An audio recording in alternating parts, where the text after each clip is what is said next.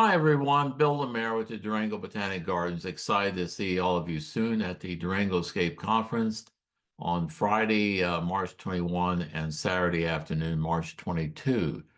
So remember, two different dates and two different venues. So hope to see you there. Sharing the screen with me today is Scott Skogerboe, one of the state's preeminent nurserymen, seedsmen, and the chief plant propagator at the Fort Collins Wholesale Nursery. Scott's going to be a panelist at our Envisioning a Changing DurangoScape event on March 22 at the Doubletree Hotel. You can read more about Scott's impressive background in plant propagation at our conference website, durangoscape.org. One of the interesting features about Scott is that he spent more than a year tracking down the last living apple tree planted by Johnny Appleseed. Scott now has a greenhouse full of cuttings from that tree that grafted onto rootstock and ready to transplant into the yards of others who share his fascination with historic trees. I asked Scott to do this video on assisted migration because as one of the panelists at our event, he will be part of a four-person panel where there'll be a lot of dialogue, and he won't have time to make a presentation on assisted migration. So I thought it was important to kind of give him an opportunity to lay down the foundation, the background, the context of assisted migration, what that means and why it's important. Because one of our other speakers will be talking about how plants are kind of migrating to different growing zones because of climate change on their own. So Scott has a little different dimension to this. I think it's important to know so that during that panel, you'll be able to know a little bit more about where he's coming from and so forth. So please welcome Scott Skogerboe. Thank you. All right. Well, thank you, Bill. I'm really glad to be here to talk about the importance of assisted plant migration in the arid West. I'm someone who's been working at Fort Collins Wholesale Nursery as a plant propagator for 30 years. Our nursery is a tree and shrub grower primarily, and we have 180 of these cold frames throughout, and here's a bigger picture of what our nursery looks like, and we sell plants from Montana, Wyoming, Colorado, New Mexico, and Utah primarily. And we grow a lot of them ourselves. Shows two of our greenhouses of 10 in which we grow plants from seeds and cuttings. This one shows cutting propagation. In order to do what we do, because we specialize in a lot of native plant propagation as well as common bread and butter plants, but when it comes to native plants, if we want them, we have to grow them ourselves. So my wife and I, she likes to join in on going down to places like Socorro, New Mexico in the first week of August to pick the desert live oak, Quercus turbinella.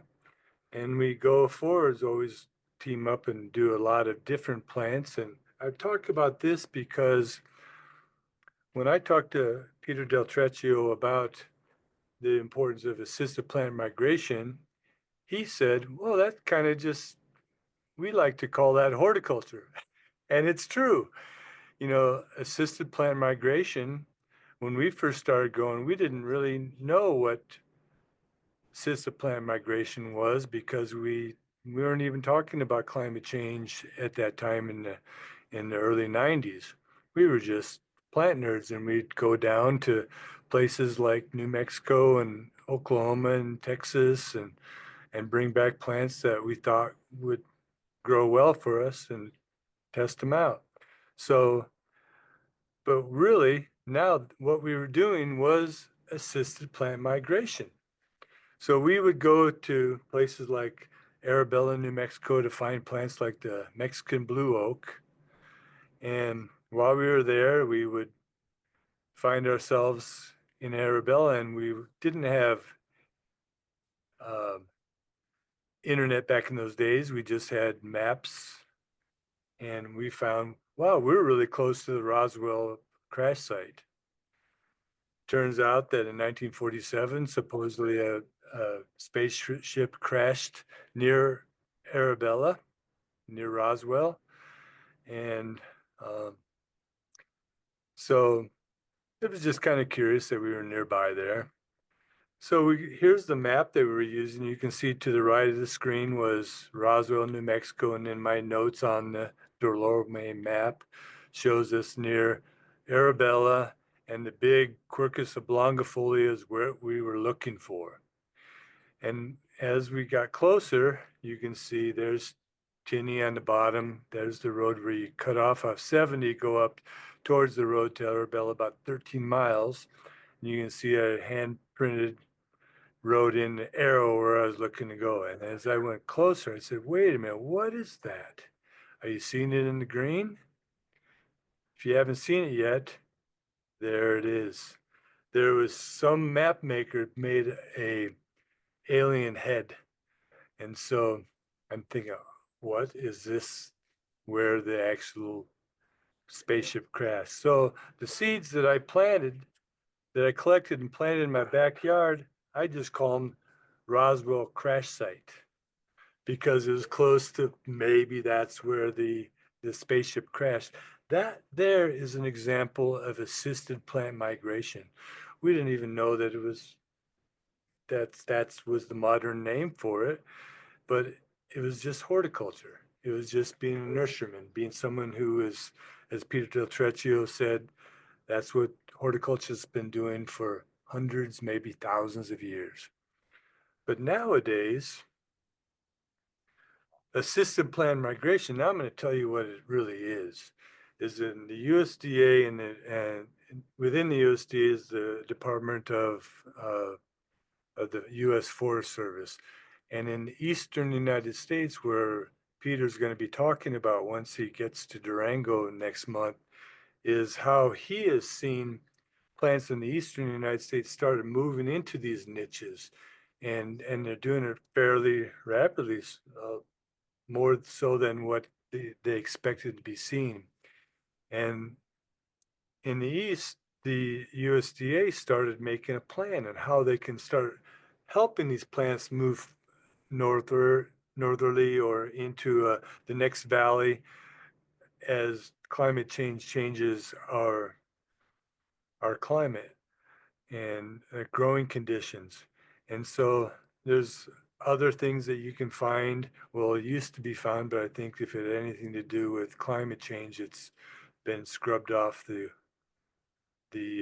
websites now, but be that here nor there. But I had, when preparing for this talk, I took these down prior to what's happened in the last couple of weeks. And so my example of what's happened in the eastern United States, if you look at the eastern white pine, which grows only in the eastern United States and in the Midwest, is that it has moved rapidly northward in the past 25,000 years. Well, how do we know that it's moved rapidly? Let me back up. It's not been moving rapidly. It took 25,000 years to move from its refugium in the Appalachian Mountains. And well, how do we know that? Is because 25,000 years ago, the glacial maximum covered most of that area, which now is the home of the eastern white pine, was covered with ice. And so they can tell by looking at where the areas where they used to be growing all throughout New York, New England, into Newfoundland and Quebec and Ontario, into Wisconsin, Michigan, and into Minnesota. And how do they know by taking samples of pollen from the eastern white pine that is in layers in deep lakes and find out just through sampling them when, for instance, the eastern white pine made it into Minnesota 12,000 years ago, and from 12,000 to 25,000, it took another 12,000 years to go all the way into Ontario above Minnesota. So that being said, you can see that it takes thousands of years to move through New York into Maine, into Michigan, Wisconsin, and Minnesota. So it takes a long time. So that's the example of what's happened in the eastern United States. But in the western United States, we look at this map.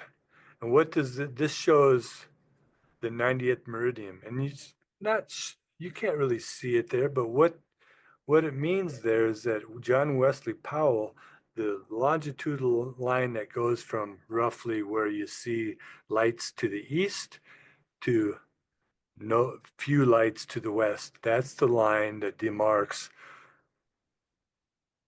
parts of the eastern United States where people live because you need water to have life. So the rainfall in the eastern United States from Dallas to Oklahoma City to Kansas City to Omaha all the way up, that's the 98th parallel. You can see on this map that Denver, the Front Range, Colorado Springs, there's a lot of people there. You can see to the west and the north a little bit Salt Lake City. You can see Las Vegas. You can see Phoenix. You can see, of course, the California where there's population centers. But all the way around there, the reason why you don't see a lot of lights is because there's not enough water. So our situation is a lot different. And so we look at a climatic analog map which forecasts climatic shifts by 50 years from now, roughly. So it's kind of hard to understand what this means, but what it shows is that in 50 years, they looked at over 500 population centers in the United States and what the climate's going to look like in 50 years. So we'll come back to this map. The climatic analog, what that is a browser-based web application with global coverage, and there's a statistical logarithm that has been identified locations and can select what it looks like in any given location in the future. So in the case of this map that came out from the University of Maryland, let's take a closer look at that. Now, Durango, for instance, wasn't one of the cities that was forecast to be used on what climate's going to be like, but close to there's Farmington, New Mexico. You can look at that dot just in the northwest corner of New Mexico. In 50 years, they're thinking Farmington's going to be more like northwestern Arizona, and that is in the Mojave Desert. The closest, if you look at that, the closest population, there is no cities in that area because there's no water there. St. George to the north and Las Vegas to the west. And so if you're interested in learning where this came from, take a picture of this slide, and this is open access in Nature magazine. And you can read all about where this information came from. So if you look something that's even more easier to think about, let me just go back a few more slides. So in the case of the Front Range of Colorado, where I live in Fort Collins, in 50 years, our climate's going to be like the panhandle of Oklahoma. Denver is going to be like the panhandle of Texas. And you can just go down from Salt Lake City. They're going to be more like, looks like they're going to be like central Kansas. Provo is going to be in the same boat as Farmington in the Mojave Desert. And that just means that it's going to be a lot hotter. Sometimes it's going to be a little bit more moist. In the case of the Front Range, are going to be a little bit more moist, but Durango's or Farmington at least is going to be like more like a desert situation. So if we look at just the USDA zone map, we're all kind of familiar with, you look at Durango there, and it's going to be, that's a zone 5, borderline zone 6. 6 is the darker green. The Front Range is going to be, that's zone 5, that's a gray. Well, the same forecast in projected USDA zone map at the end of this century, we're going to be more like zone 7. And the high mountains are going to be zone 5 and zone 4s. And so it's roughly 20 degrees warmer. So the plants that, when we start thinking about assisted plant migration, we've only got, we're getting down 50, 70 years before the climate is going to be warmer by 20 degrees on average than it is today. And that's just not enough time for plants to react on their own. So this next slide talks about the Morton Arboretum has studied the existential predicament of trees worldwide. So trees on their own, their even existence depends on how much moisture they get. And so in the Western United States, where there's not enough moisture to already, and they're niche, varieties, where in the mountains that has quite a bit more moisture because of snow and rain in the summertime, the monsoon seasons. But the director of global tree conservation at the Morton Arboretum, which is an important arboretum in Chicago, Sylvia Alvarez Clare, says that they're at risk at a third of more than 400 oak species around the world that are exist of extinction. So what Alvarez Clare is saying is that they might not have time to move through evolutionary time in the thousands of years. So it's all happening so fast that we may have to help them and plant some of them. So this is where man-made, assist these plants to move forward. And in the West, it's not just going to be natural forest, it's going to be an urban forestry. So if we look, let me go back to this direction, just as something as simple as so common as the bur oak. Here's one, a beautiful tree in Fort Collins that used to be in a farm and now it's a neighborhood. You can see the range of the bur oak. It isn't in the West. It's barely in Wyoming in the Black Hills, but it's throughout from Texas all the way up into Minnesota. And so the Morton Arboretum put together a study where they took Oklahoma bur oaks, Illinois bur oaks, because that's where the Morton Arboretum is, and Minnesota bur oaks, where the University of Minnesota is involved in this study. And this study is still ongoing, but they found so far that the preliminary results says that the Oklahoma bur oaks are doing the best in all 3 sites. And why? It's because our summers are already getting so much hotter that they resemble Oklahoma more than they do than Illinois and Minnesota's summers are experiencing in past years, but they're experiencing now. So for us, I have decided that what's important to this talk and just the introductory is not so much doom and gloom, is what we can do as private citizens, what we can do as city foresters, what we can do as nurserymen, is that we can help bring these plants and start participating in this assisted plant migration by identifying which plants we can bring forth and make available in our urban forests.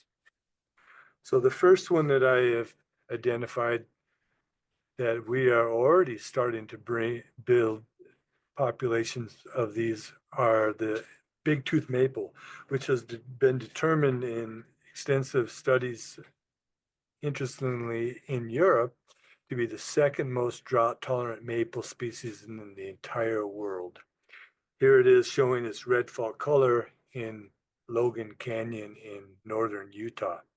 But if we look at the range of Acer grandis tatum, you can see this barely a Colorado native. There's ones really close to Durango in Mesa Verde National Park.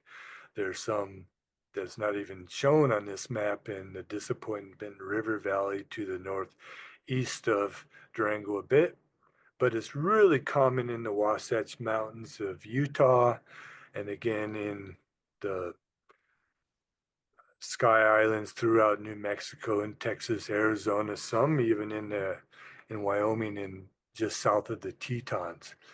But the one I want to talk about where I think is really important one to bring north while they're still existing in the Sky Island in the Manzano. That's the furthest north green dot that you see in New Mexico, pretty much almost smack dab in the center of the state in the Manzano Mountains, which is found south and east of Albuquerque. And if you want to see that Sky Island, you can just go to the 4th of July campground in the Manzano Mountains near the biggest town that's near is Albuquerque, but a way to get to that is through Mountain Air, New Mexico. And if you look at these beautiful maples, they're big. Whereas if you see a lot of them in Utah, they're kind of shrubby little things. They look more like shrubs, but these trees are big. Here's a picture of my wife standing in the forest when we went down there to get seed back in the late 90s. And they're these beautiful, beautiful trees. And in Fort Collins, we have a city forester. His name is Tim Buchanan, and he is already retired.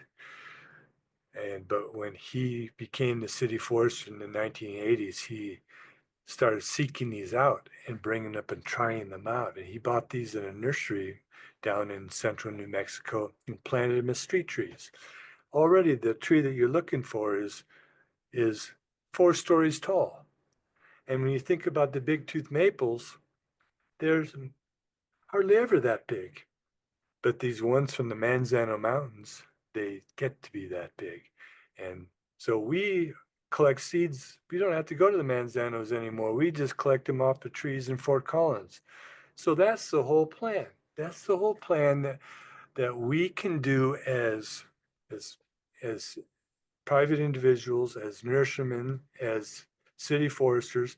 We can get these seeds, plant them out, and plant seed orchards in our cities so that we can be prepared for the next generation. We can be prepared for the next decade and the decades that come after those. Because if you look at the ones that were planted in Fort Collins in the 80s, the 1980s, that was, 40 years ago already. And it's, for people my age, that seems like the 80s was just, a few years ago, but it's been 40 years.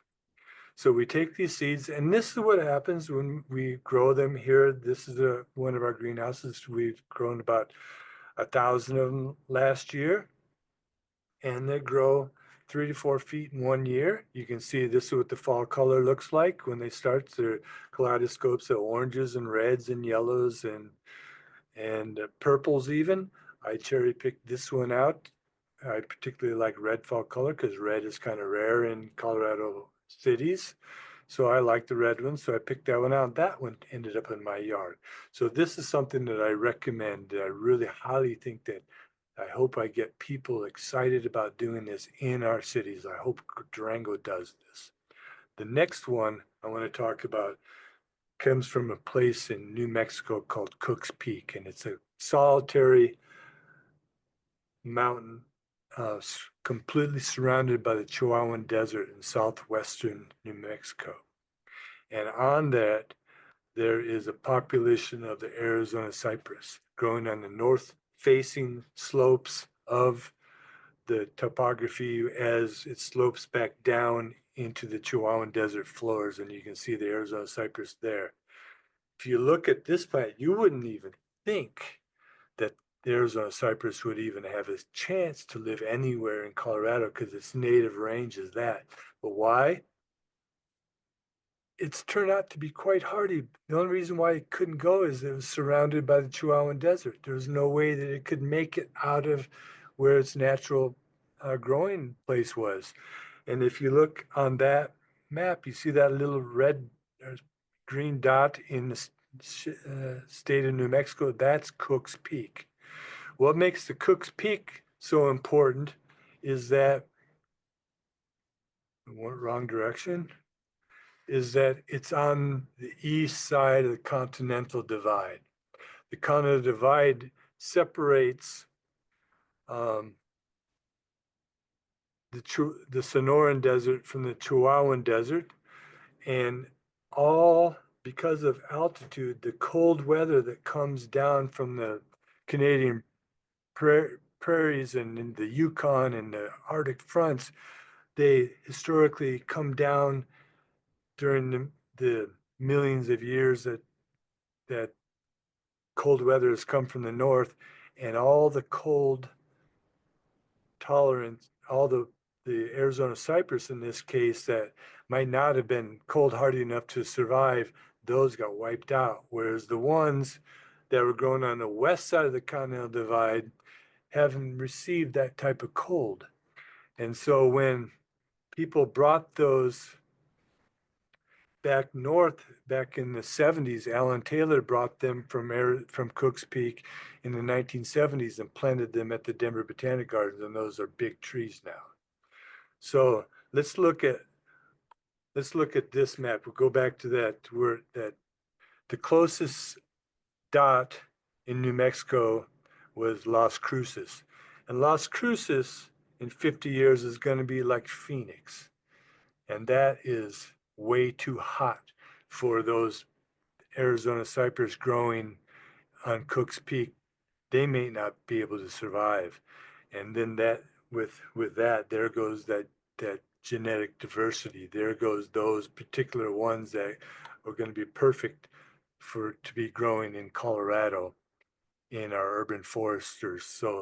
So we've been doing it.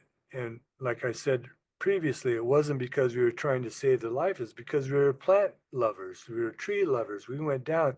So in 1997, I went to this is my old house. I planted a little seedling. Look what happened. It just grows into this beautiful drought tolerant tree. And that's kind of mine just turned out to be just by, luck, because I planted it as a 1 gallon to be big and bowling ball like. But some of them turns out to be uprights. There's a lot of ability to make selection out of these. This Larry Watson was a nurseryman in Golden, Colorado, and that's the one that's in his yard. So when we went down there in 97, we had a whole bunch of them by 2000, and some nurserymen or landscapers planted them just in a screen so that they wouldn't be able to see the busy road. And so now, here we are. This is my helper. We're collecting seed off of these plants. We already have a seed orchard of the Cook's Peak Arizona cypress in Fort Collins. And there's already one in Grand Junction. So if you go to the Greek church in Grand Junction, you can get seed off them. We don't go to Cook's Peak because it's a 2-day drive to go down there, and it's a big hike. We love going down there, but now to get our own seeds, we just go to ones in Fort Collins, and sometimes when we don't get seed set, that we ask friends in Grand Junctions to send us these seeds. And I think that Durango, Denver, Salt Lake City, all these places around the Front Range in our urban forest, this is another one that we should get. Excellent plant. The next one I want to talk about is the Gamble oak, not the shrub thorn, but this is the one I just want to talk about. If we look at the one that grows closest to where I live in Fort Collins, because Fort Collins doesn't have gamble oaks. Durango's got a lot of them around, where I'm gonna be going in a month or so. But you look at how beautiful, oops, let's go back this way. Just, you can see the size of the ponderosa pines down there. They're just shrubby little things, but beautiful habitat for wildlife. It's important for bears to fatten up to prepare for hibernation in the winter. Um, and this is what they look like if when the cows get into them, they just eat all the leaves. But it's just a suckering shrub. This is its native range. You can see north of Castle Rock, they don't exist in the Front Range, but in the western side of the Rockies and the western slope, they're everywhere throughout Utah, Arizona, New Mexico, a little bit in Texas. But funny thing happens when you go down into New Mexico and Arizona, the the gamble oak are no longer shrubs, they're trees. That's an interesting look at that. They aren't shrubby anymore. They don't sucker from the base. They just become big trees. This is it's a seedling strain called the Gila Monster, and is named and brought into the trade by Don Davenport of Trees of Rio Grande and Lemitar, New Mexico. And Don is the guy pictured there in the black cowboy hat. He brought me and Kelly Grummins and Ross Wrigley and a bunch of other horticulturist David Solomon down to see where they went. And so we collected seeds off those. I was so impressed by these trees, I went to look at what's Dazzle, New Mexico about. It's 7,000 feet high elevation. It only gets 12 inches of moisture every year. And 3 times since 1970, the weather station there has revealed that it's been 30 below zero 3 times. So these trees are tough. And so this picture turned out to be an American Nurseryman magazine, which is now went out of business. But because of that, it got a lot of, of press. And so people started sharing pictures of them. So like if you look up into the tree, you can see it's just this big, rugged, beautiful, long-lived. Those trees have got to be hundreds of years old. Then in the Gilas in New Mexico, Michael Melendrez showed me a couple of his beauties that he's discovered and found over the years. But those are in the national forest, so it's a little bit harder to collect seed off there. You have to get a permit to do so. But those are even bigger than the Gila monsters. So interestingly enough, as I had gone down near Daddle, New Mexico, not knowing about the daddle trees where the Gila monsters were, and I collected seed off these tree form ones and planted them in my yard in Fort Collins. So my trees were from the 2000s. I started collecting seed in about the year 2000 and planted in my yard with an idea of having a seed orchard so I wouldn't have to drive 2 days down to Mexico to get those big trees. And so you can see that my backyard seed orchard of the tree form gamble oaks are already well established. And so I encourage people to do that. And in our nursery, we do have the Gila monster. We're growing hundreds of thousands of them actually. And so you can get them from us, or you can get them from Don Leventar down at the trees of the Rio Grande in Lemitar, New Mexico. So looks like we have about 8 more minutes, so I think we can go talk about one more tree. I had left a little blank there just in case I ran out of time. But the Shumard oak. So I was put this last just because it wasn't exactly a Western tree. It's an Eastern tree, but a small population of the Shumard oak happens on the west side of the 98th meridian, which separates the, the western arid landscape from the eastern. So when people order Shumard oak and you don't know where it came from, you could be getting them from nurseries in Tennessee. You could get it from North Carolina or Georgia or Indiana. No, we don't want those. Because those are growing in acidic soils. We want them to become from Oklahoma or Kansas or Texas. I think probably the best one um, are either Oklahoma or Kansas. So this slide that I'm showing next is one that I got from this dot on Interstate 80 in Oklahoma. And there it is in my yard. I started that from a tree, a seed in 1999.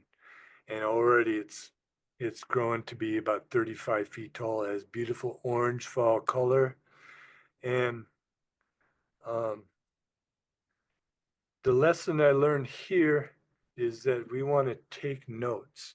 So if you look on the upper left-hand picture, it says Steve Biebrick, October of 1999. And I went to go visit Sunshine Nursery in Clinton, Oklahoma, which is a destination nursery because Steve Biebrick and his son and now his grandson are just cutting edge plantsmen. And they have all kinds of plants that are now growing in zone 7 already in Oklahoma, which is what we are going to be looking like in the next 50 years, being able to grow a lot of these zone 7 plants. And so if you look, the very first note, he told me, if you want to grow the best alkaline tolerant Shumard oaks, you go to mile marker 107 on Interstate 40 west of Oklahoma City. And so we went there, and that's where we collected the seed because we went there in October, and the Shumard oaks were ready at that time. So we got them. Don't worry if you think that, oh no, you're going to be making Steve Biebrick and Scott Skogerboe mad by going there. No, you're not, because Steve has already been growing that population since the 70s. He's got all kinds of city plantings all throughout Oklahoma that have utilized the genetics from mile marker 107. So they're already easily available, and ones in Fort Collins have come from that, and even other unique genetics that can already take alkaline soil conditions. So this just shows you another one. But so if you just are a landowner and you have um, the desire to try to do your own assisted migration, take it from me. This is the house that I bought in 2003. I bought it because it was 3 acres of land, and the sign said, bring your horses, because they had converted that into 2 horse pastures, and they had a place to put your horses in those sheds behind the house. The first thing I did is I took the fencing down, and I started planting trees. This is what I turned that place into just by planting trees. I've got over 60 different oaks. I've got 30 different maples. I've got populations of every plant that we talked about today on the property. And on top of that, I built a greenhouse. I moved the driveway because I didn't want to share driveway with my neighbors. I built a house for my mom to live in and a greenhouse to grow the seedlings I have. And now I have a place where I can have my own seed orchard. And I encourage everybody that has a desire to do that. You can do it too. So I want to thank you for having me. Thank you, Bill, again. And look forward to being in Durango for the program that's being put forth in March. Thank you.